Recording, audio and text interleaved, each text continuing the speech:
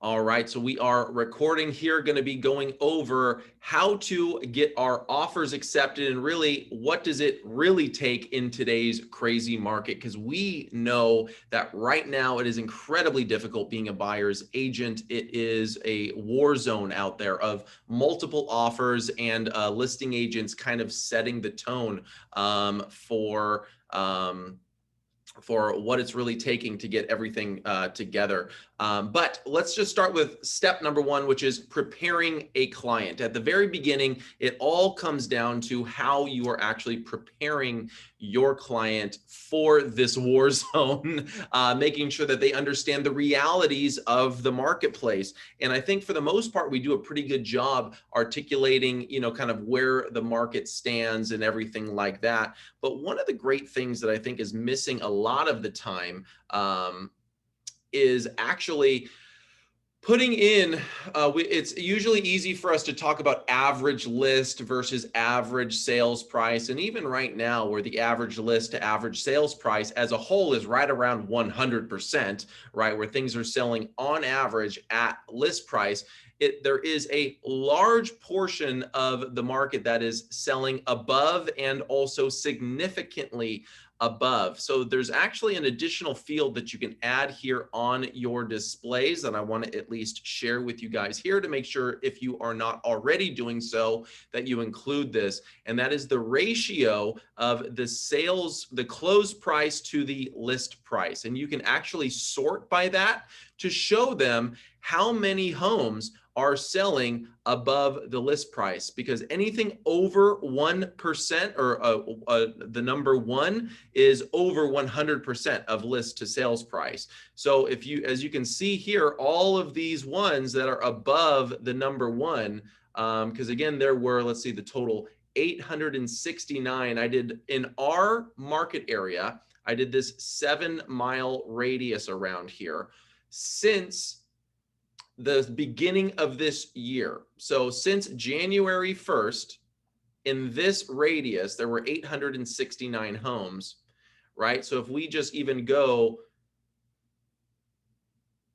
over to here, you could even see up to like 340, it's still above 1% or 100%. So if you see over list price, 369 of them. So if we even break out a calculator really quick, 369 divided by what the total was, 869.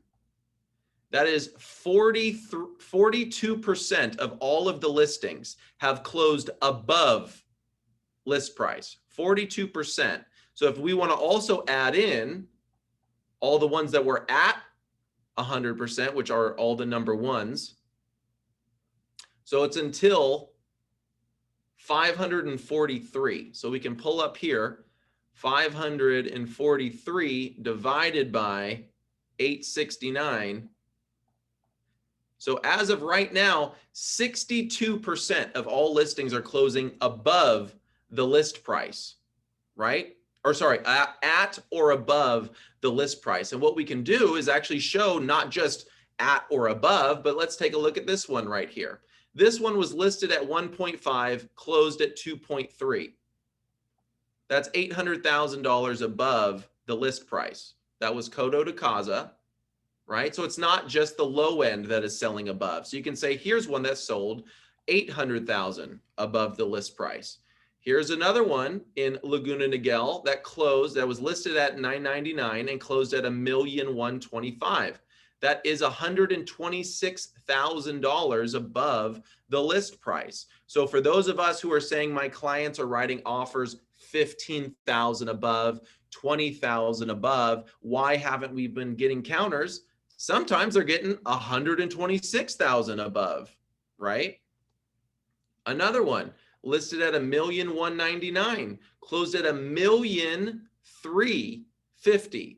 Wow. That's $151,000, $151,000 above the list price. So sharing with clients the reality of this marketplace. So it's not just averages. It's not just that homes are selling on average 100% of the list price, but there's also cases where they are going $100,000 above the list price. Sharing with them 3 days on market, $100,000, right? Going to the next one, right? As it loads. And if it doesn't, then I'll have to go to something different, right? 1 day on the market, right? $76,000 above the list price. So sharing with them 0 days on market, $100,000 over the list price.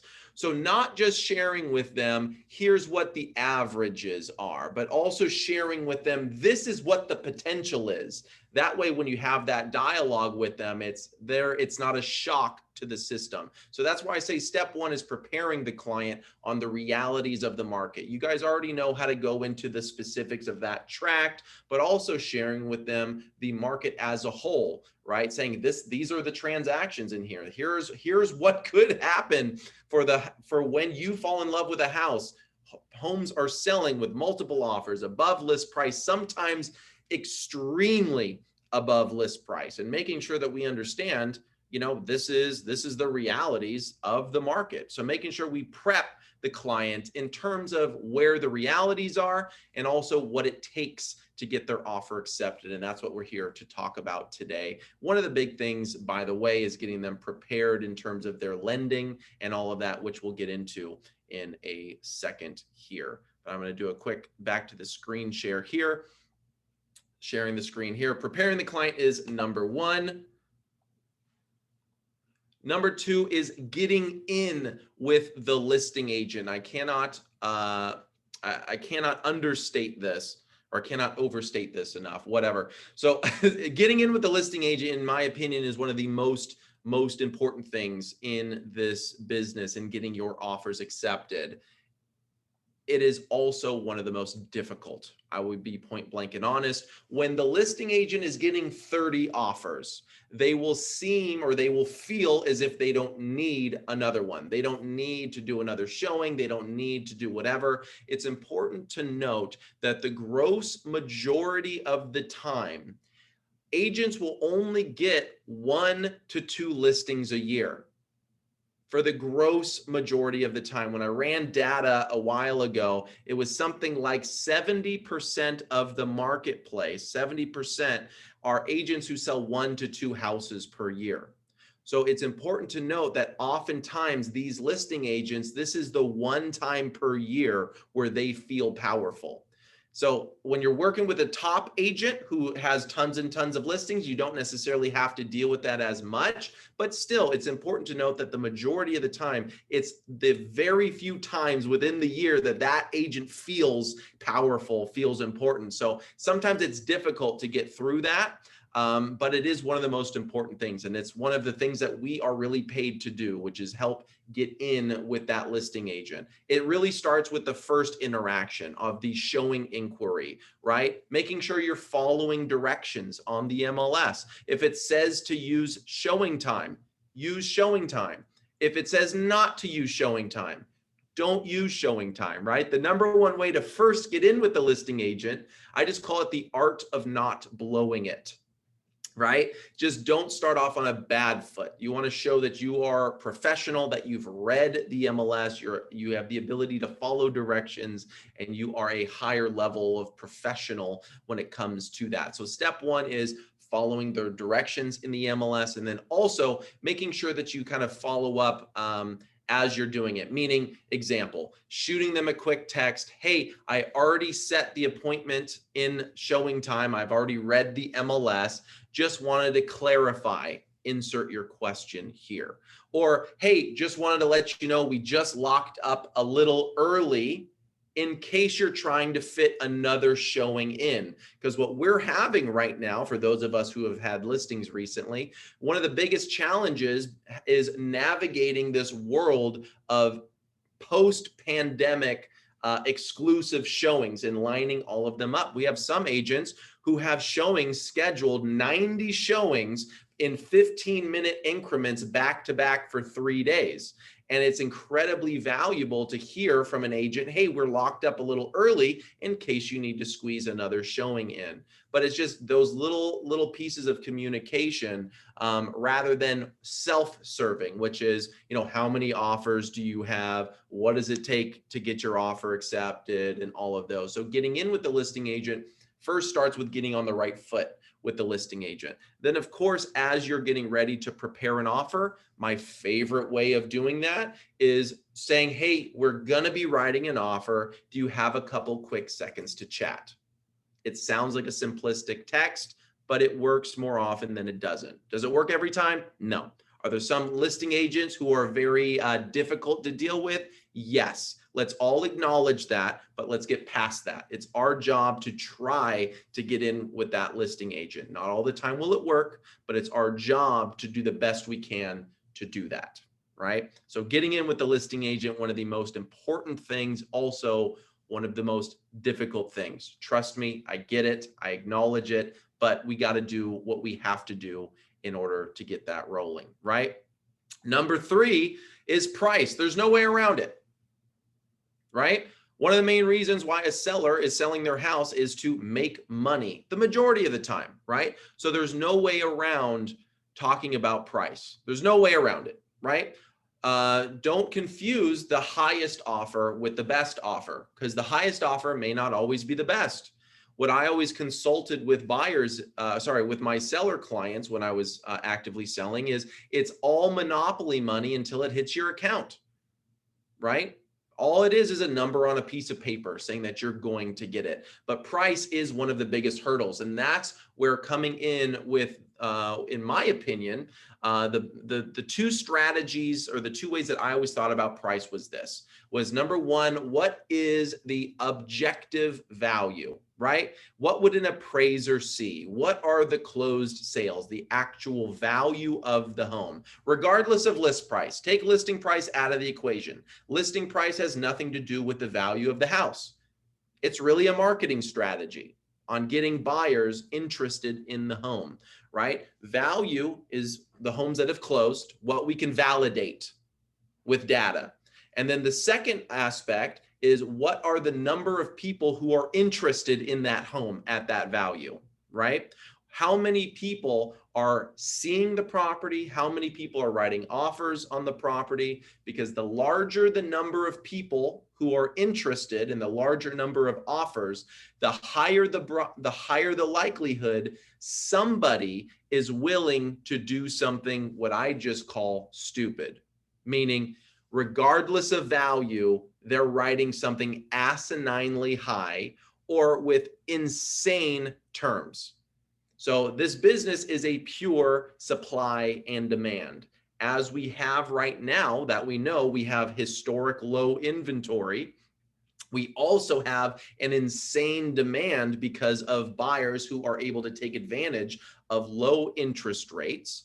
And also there is some sort of weird scenario of people being cooped up in their houses because of lockdowns and now feeling like they just need a change, right? Has anybody else bought way too much stuff on Amazon recently because you just go through retail therapy? This just seems to be an extreme level of that in home purchases, but there's no way around talking about price when we're talking about that. So making sure that clients understand that's part of that prepping the clients on what homes have been selling for and in terms of that differential between list to sales price, because sometimes it is a mental hurdle for buyers to be willing to pay more than what a seller is asking for, right? Isn't that seem counterintuitive to give more? Like, oh, they want 500,000. Okay, cool. I'll give them 600,000. In what other world does that make sense, right? Think about buying cars, right? You go into a car dealership, they want $39.99 for the car, right? $39,990. At what stage would you say, cool, I'll give you 45 grand, right? It's a difficult switch to be able to share that with clients, but showing them how many homes are selling and at what level above that they're selling for to make sure that clients understand. So again, pricing, I break down objective valuation, and the level of interest, right? Or what I'll just call sales pressure. How much pressure on that sales price there is because of the number of people interested. Going into step number 4,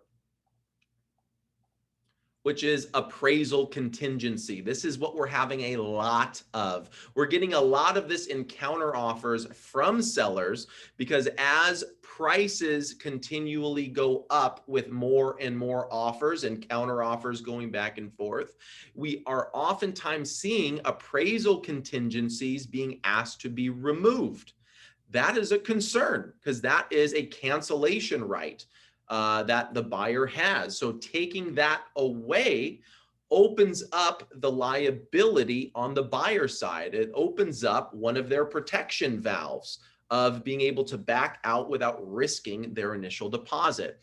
Having a very real conversation with the buyer that what that means if you remove it. Because what that means is you cannot cancel a transaction because of the appraisal coming in short.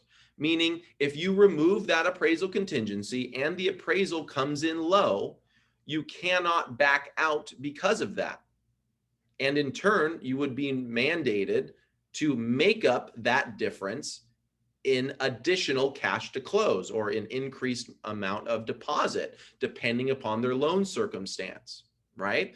I had this conversation earlier today with an agent where the buyer initially said, yeah, that should be fine. I'm fine with removing that. I'll make up the difference. The appraisal came in $82,000 short. $82,000 short. And then all of a sudden, the buyer had a change of heart saying, well, I was willing to make up about 40, but not 80, right? So it's a real situation. So make sure if you're having a client remove the appraisal contingency, make sure that they understand what that is. But when it comes to appraisal contingencies, number one, you can shorten them, right? Rather than it being the default 17 days, you can chat with your lender on how quickly can we get it done. We were chatting a little while ago that if you order it on a rush, which kind of easy way to estimate it, doubles the price to get the appraisal, which is about, instead of $400 to $500, anywhere between $800 to $1,000, okay? They can get it back rather than it taking 10 days, they can get it back in potentially 5 days. So maybe you don't necessarily fully remove it, but you shorten that contingency to maybe 7 days. And then you can also set a limit, a dollar amount, that in the event of a shortfall of an appraisal or a low appraisal, buyer pre-agrees to make up the difference between appraised value and contract price up to a certain dollar amount, okay? A pro tip is if you have an awesome lender like we do, you can have them run the DU at the price that you're willing to negotiate up to, and to see if that would qualify for an appraisal waiver. We are seeing more and more appraisal waivers, especially when we have well-qualified clients. So it's a better strategy to get the client to want to converse with you on a consultative basis, to say, look, we have an ability to be able to protect your initial deposit, but also make your offer look stronger. Because if the DU comes back that there's an appraisal waiver, you can remove the appraisal contingency because they're saying that they don't need one for that particular loan situation. So something to keep in mind when you're talking about appraisal contingency, but caution your client as to what it means, because I do know a number of times that there are agents who just write it and the client has no idea what the heck they're signing. So make sure you're properly advising your client with that. But step 4 is the appraisal contingency, either flat out removing it because you've had that dialogue with the client, or maybe you got an appraisal waiver, or shortening it and setting a dollar amount limit in which they are willing to make up that difference. So coming back in here into step number 5, which is the remainder of your contingency timeframes.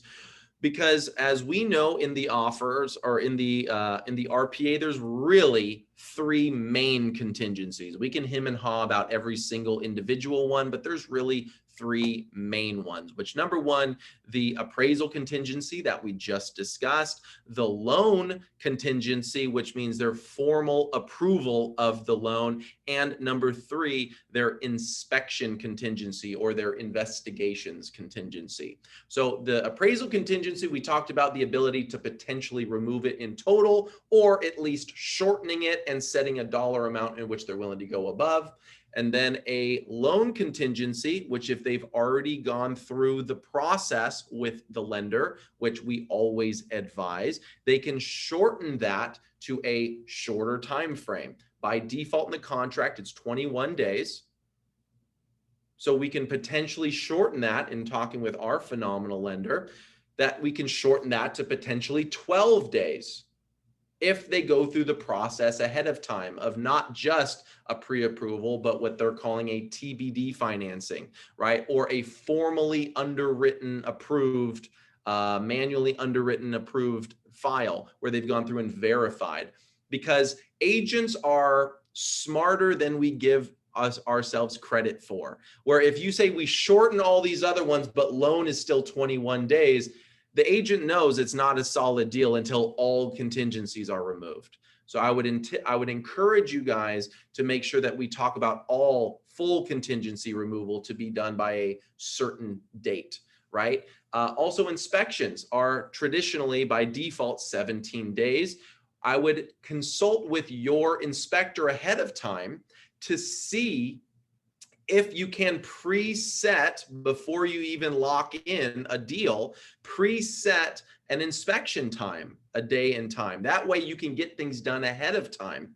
What I learned from one of my first mentors is he is a big believer in negotiating tight time frames and renegotiating later if there is a problem. Meaning, if you're able to get the inspector out within 2 days, you can say that you're going to shorten your inspection time frame to, let's say, 7 days, or maybe even 10 days to give yourself time. And if during that inspection you find out, oh my goodness, there's this, that, and whatever wrong with it, then at that stage, you can go back to the agent, the listing agent and the seller and say, hey, look, because these things were found, we would like an extension of that time frame. Again, to lock up the deal, talking about shortening those time frames with the ability to potentially renegotiate later. But again, tightening everything up to maybe 12 days as a totality will give the seller a little bit more peace of mind. Because you guys know I look at offers as function of two things: greed, aka price, and then peace of mind. How likely you are as a buyer to actually close,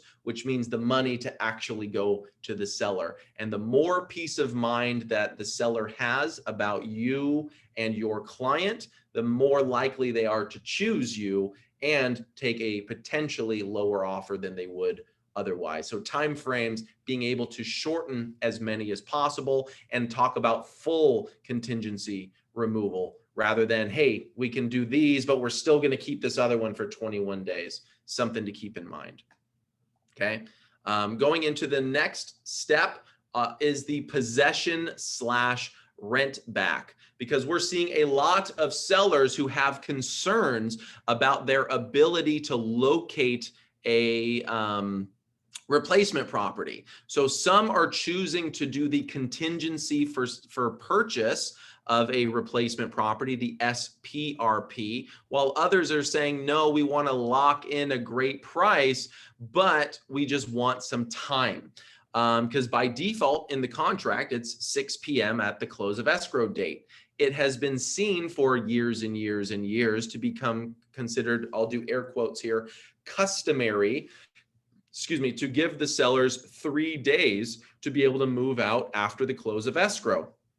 In a market like this, where sellers are not sure that they can locate and find the right property within that time frame, it might be better to give them extra time, which you can either do a rent back, paying the buyer's mortgage payment, which we'll call PITI, sometimes A in parentheses, payment for that time. Or what we are seeing more and more is that buyers are offering that at no cost to the seller.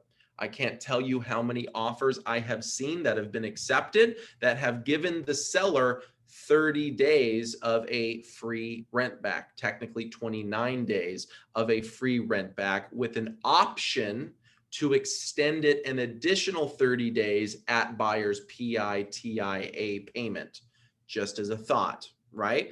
The reason why some buyers are comfortable giving that is depending upon the month, depending upon the time of month, and depending upon the lender, a buyer could potentially get the first mortgage payment extended the month later. That way it's not an out-of-pocket cost to the buyer. They still will be accruing interest during that time, but many buyers don't care too much about the interest accrual. They care more about, what does this cost me out of pocket? So in the event that you consult with the lender first, that says, if we were to close on this date, could the buyer extend the mortgage payment till that following month? The ability to give a 30-day time for free for a seller can look very beneficial to a seller, right? So it's all part of the package. Offering them 29 days to stay in their house rent free, but then if they need additional time, then at that buyer's PITIA payment for that additional time. Cautionary tale. I've seen many buyers just not even thinking about it, right? That they can extend it either indefinitely, which, oh my goodness, that can get you into hot water. Or they say, hey, we're willing to rent back for 3 months. Check with your lender to make sure at what limit they're able to rent the property back to the seller before it's considered a non-owner occupied loan or an investor loan or something like that, because that does change the qualifying when it ceases to be considered a principal residence, a loan on a principal residence. That's a little asterisk, asterisk. What I've seen, usually rule of thumb that I like to use is 60 days for a conventional loan. Consult with your loan officer with whatever specific thing that particular buyer's using. But rent back is a big one right now. And if you're able to offer 29 days for free, that has been seen as very advantageous to the seller without costing your clients money up front. But even if you just offer them 30 days at PITI, that's better than nothing, but it's something to keep in mind as far as things like that. Step number 7, which is the presentation of the offer itself. How you send the offer over to the listing agent plays a big role into how professional you are perceived. Making sure that you present the offer in a nice, neat package. Oftentimes, whenever you as a buyer's agent will call the listing agent and say, look, what is it going to take to get my offer accepted? They're going to respond with, just come in with a good, clean, strong offer. That's when it comes into the presentation of the offer. Make their job easy for them. Don't send it in 11 different PDF attachments. Have it in one. Combine them all. If you don't know how to do that, learn, right? Learn how to put all of the PDFs into one. Have everything all put together. Put your cover sheet. Put a buyer's cover sheet if they're willing to make that. Have the lender qualification letter, whether it's a pre-approval letter, whether it's a DU, whether it's a formally manually underwritten approved letter. Put that all in with the proof of funds. And when it comes to proof of funds, by the way, have an actual bank statement with it. Don't just send over a screenshot of their online banking account, because if they don't have everything together as a listing agent, it makes me feel as if they haven't fully submitted all of their documents, right? Send the most recent statement that shows the balance that we're looking for to cover the full down payment and closing costs, not just the initial deposit. A listing agent and a seller wants to see they have the full Amount. If they're using it for stock to sell stock in order to buy this, number one, caution them for that. But number two, at a minimum, you should at least have liquid the amount for the initial deposit, because that's going to be brought in within 3 business days of it getting accepted, ideally quicker. So it's something to keep in mind. Submit actual documents, not just screenshots, because that shows me as a listing agent that you haven't really done the due diligence that the lender letter said that you have. So that's just something to keep in mind. So with the presentation of the offer, one neat PDF, have it all put together. Don't make them have to correct mistakes or missing check boxes in the actual offer itself. Have a well-written offer. Show the agent that you are easy to work with, in that they don't have to do your job for you. They don't have to hold your hand through it, because a listing agent cares about the assured close and how difficult you will be. Number one, in terms of knowledge, but also attitude. People like to work with people that can get things done and aren't a handful, right? So share with them. Like, if you can see, I'm a little bit more jovial right now during the session than I was just before. I'm fun to work with. So not only are we going to close, I'm actually going to be good to work with.